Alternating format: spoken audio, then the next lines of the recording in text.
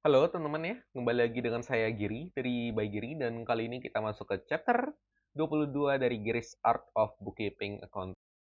Teman-teman, saya mau sampaikan pesan juga di sini. Jadi kita akan mengakhiri series ini mungkin di chapter 30. Saya ada rencana untuk hiatus sebentar karena sedikit lelah sebenarnya teman-teman nih. Saya ada upload 4 series ya. Eh, basic accounting basic, habis itu ada crypto futures trading, crypto spot trading dan juga bookkeeping accounting teman-teman ya. Jadi saya rasa saya mau rehat dulu teman-teman. Tapi don't worry, saya akan kembali dengan financial accounting dan juga tax accounting. Setelah itu kita bakal bahas dikit-dikit mengenai management accounting ya, dan juga hmm, coding system information juga boleh ya teman-teman. Nanti bisa saya bahas. Nah teman-teman, nanti juga mungkin saya akan bahas juga materi yang cukup menarik, pembukuan untuk orang pribadi teman-teman ya. Jadi for teman-teman yang mau eh, mempelajari pembukuan untuk orang pribadi bisa ya teman-teman. Nanti akan saya ajarkan. Nah jadi teman-teman, nggak usah basa-basi lagi, kita langsung masuk ke chapter 23. Chapter 22 teman-teman ya. Entry pembalik.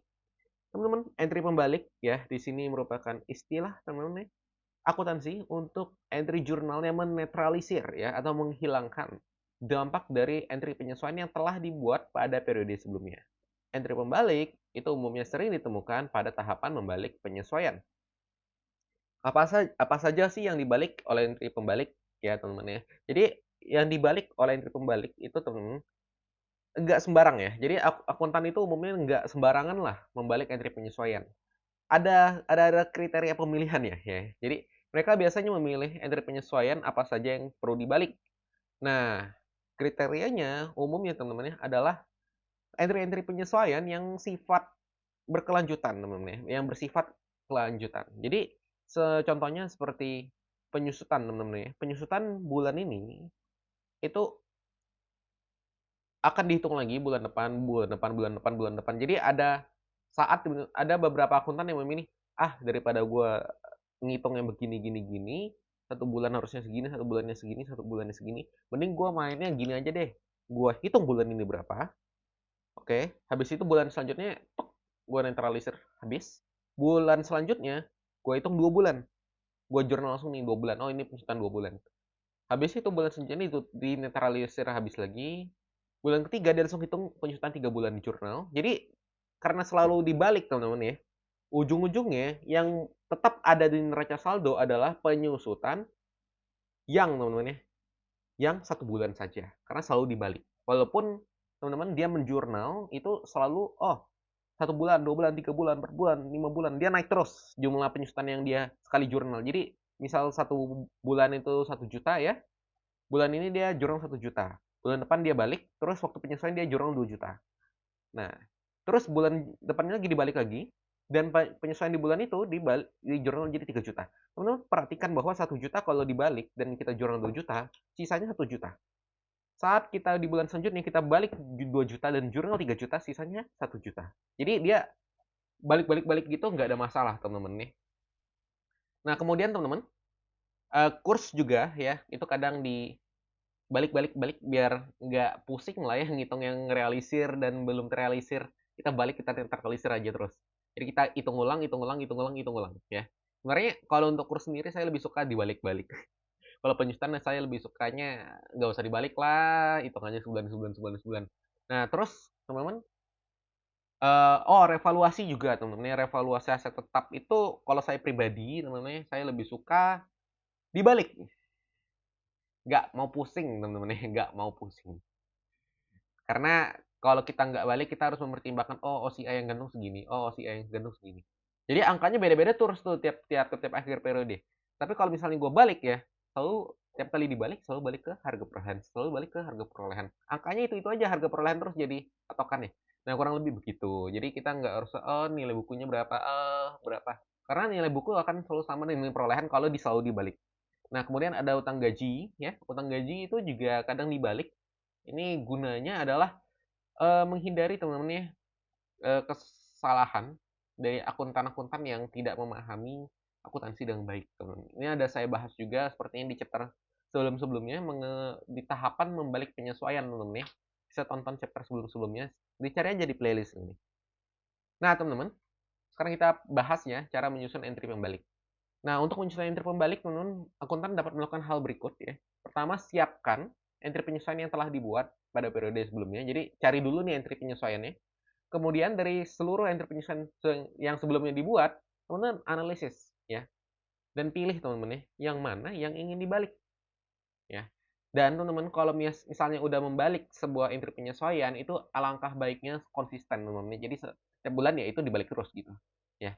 Jadi jangan oh bulan ini dibalik, oh bulan depan nggak dibalik. Nanti lu salah loh pasti. Karena human error itu terjadi saat konsistensi tidak terjaga. Kadang seperti itu. Nah, kemudian teman-teman, nomor ketiga ya, membuat entry jurnal ya yang berlawanan dari entry penyusun tersebut. Maksudnya bagaimana? Kita bahas di contohnya aja. Nah, di sini teman-teman, saya ada kasih contoh. Di sini saya kasih contoh yang sedikit subjektif ya. Tapi bukan subjektif juga sih. Ini menurut penilaian saya pribadi. Jadi di sini teman-teman yang di atas ada entry penyesuaian. Ada penyesuaian yang perlengkapan kantor yang terpakai. Kemudian ada beban gaji pada utang gaji, penyusutan ya teman-teman ya. Di sini teman-teman, kalau saya jadi saya jadi akuntannya ya. Beban perlengkapan kantor pada perlengkapan kantor tidak akan saya balik. Oke? Jadi tidak akan saya balik. Karena itu adalah penyesuaian yang bersifat putus di sana. Putus dia di sana. Nggak bakal tidak akan continue ya teman-teman ya. Tidak akan continue sampai ke periode selanjutnya. Jadi saya nggak usah balik, saya biarkan aja. Karena dia bersifat putus di sana. Ya. Nah, kemudian teman-teman, salah satu yang sifatnya putus juga itu hmm, saya singgung dikit lah ya, seperti jurnal PPN yang PPN masukannya ditutup, PPN keluarnya ditutup, ya. Kemudian muncul utang PPN, kalau nggak PPN lebih bayar, itu sifatnya putus, teman-teman. Itu nggak perlu dibalik ya, itu nggak perlu dibalik. Ya membaliknya, saya nggak paham motifnya apa untuk dibalik. Itu nggak perlu dibalik. Itu penyesuaian yang tidak perlu pembalik, teman-teman. Jadi, ingat ya, memang membalik sebuah entry penyesuaian itu tidak sembarang aja. Membalik, oh semua penyesuaian dibalik. Enggak. Ada pertimbangannya. Dan biasanya pertimbangan ini itu dilakukan oleh akuntan yang memang sudah punya pengalaman dan juga pemahaman akuntansi yang baik, teman-teman. Nggak bisa teman-teman nuntut nih, oh saya baru belajar akuntan, Bang. Saya mau belajar membalik. Saya mau menguasai ini dalam 1 minggu. Enggak, saya mau menguasai setelah nonton video ini saya langsung bisa. Ya, oke teman-teman bisa membalik, tapi mungkin ngejudge ya untuk menilai apakah ini perlu dibalik itu teman-teman pasti butuh waktu ya. Butuh waktu untuk menilai apakah ini perlu dibalik. Karena tidak semua jurnal pembalik itu semua jurnal penyesuaian perlu dibalik. Ya, itu butuh waktu, butuh jam terbang ya. Tapi kalau membalik mas siapapun bisa. Karena membalik itu gampang. Ini contohnya ya. Beban gaji pada utang gaji. Cara baliknya gimana? Ya. Utang gaji yang dikredit pindahin aja ke debit. Beban gaji yang di debit pindahin aja ke kredit. Jurnalnya jadi utang gaji pada beban gaji, gampang, teman-teman, gampang. Nah, ini beban penyusutan peralatan kantor ya, pada penyusutan peralatan kantor atau ada juga yang suka sebutnya akumulasi penyusutan peralatan kantor. Itu tinggal dibalik aja, dibalik. Ya. Penyusutan peralatan kantor ke debit, beban penyusutan peralatan kantor ke kredit. Tuh, udah, gampang. Ngebalik itu gampang. Menentukan yang mana yang perlu dibalik itu butuh jam terbang ya. Nah, sekarang teman-teman kita masuk ke uji pemahaman. Di sini nggak ada trick question ya. Saya langsung kasih jurnal penyesuaian yang perlu dibalik aja. Teman-teman ya, buatlah entry pembalik dari penyesuaian berikut. Ya. Tulis jawabannya di kolom komentar, nanti saya akan tanggapi benar. Apabila benar dan apabila menurut saya kurang tepat, saya tanggapi kurang tepat beserta alasan dan juga jawaban yang menurut saya tepat itu apa. Semoga materi kali ini dapat dipahami dengan baik, teman-teman nih. Apabila ada yang ingin ditanyakan, ya, boleh tulis pertanyaan di kolom komentar, nanti akan saya tanggapi ya sebisa saya, teman-teman ya. Semoga materinya dapat dipahami. Terima kasih sudah menonton ya. Sampai jumpa di chapter 23. Kalau nggak salah judulnya entry konsolidasi kayaknya. Ya, entry konsolidasi. Oke, sampai jumpa di chapter 23.